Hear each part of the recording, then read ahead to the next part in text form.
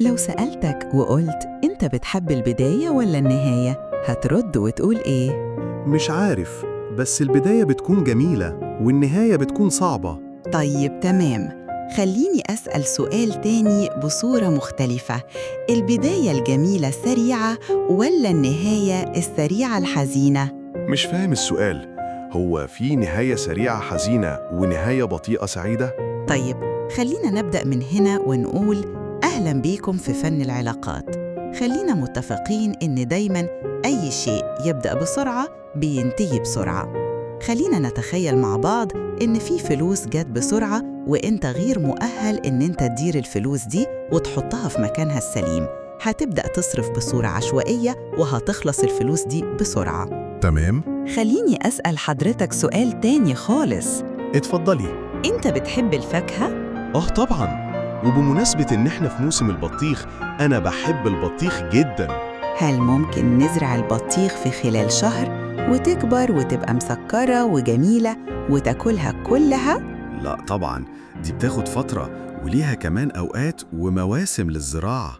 تمام، يبقى احنا كده متفقين إن كل شيء لازم يكون له مدة معينة علشان ينضج.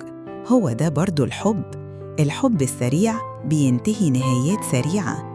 الحب في الأول بيكون فيه انبهار بالشخصية الجديدة اللي لسه ما نعرفهاش، بالتالي بنكون منبهرين من كل شيء والكلام كتير جداً وبيكون ممتع بين الطرفين. مرة واحدة بدون أي سابق إنذار الكلام ده بيقل ويبدأ واحدة واحدة فيه صمت واستغراب. أنت مين وأنت مين؟ أكنهم لسه أول مرة يشوفوا بعض، وهو ده الانتهاء السريع. ده ممكن يكون سببه البداية، إن كل واحد إدى للطرف التاني كل المعلومات عنه وعن حياته وما بقاش فيه حاجة جديدة يعرفوها عن بعض. نقدر نقول اكتشفوا بعض بسرعة وإنهم مش مناسبين لبعض. علشان كده دايماً بنقول في فترة التعارف يكون كل شيء بالراحة بهدوء. فترة الخطوبة أو التعارف فترة مهمة جداً. بالظبط. وللأسف في زواج بنسمع إن هو استمر لمدة شهر أو 2 أو حتى سنة وبعد كده حصل طلاق. بيكون بنسبة كبيرة إن هو تم في وقت قصير ومعرفوش بعض وكانوا في مرحلة الانبهار وكل واحد متحمس إن هو يعرف الطرف التاني، وبعد ما عرفوا بعض الشمعة دي اختفت وبقى كل شيء ضلمة وبقى في واقع مرعب ومخيف. كل ما كان التعارف والحب بياخد وقته، كل ما كان طعمه أحلى. كلام سليم 100%.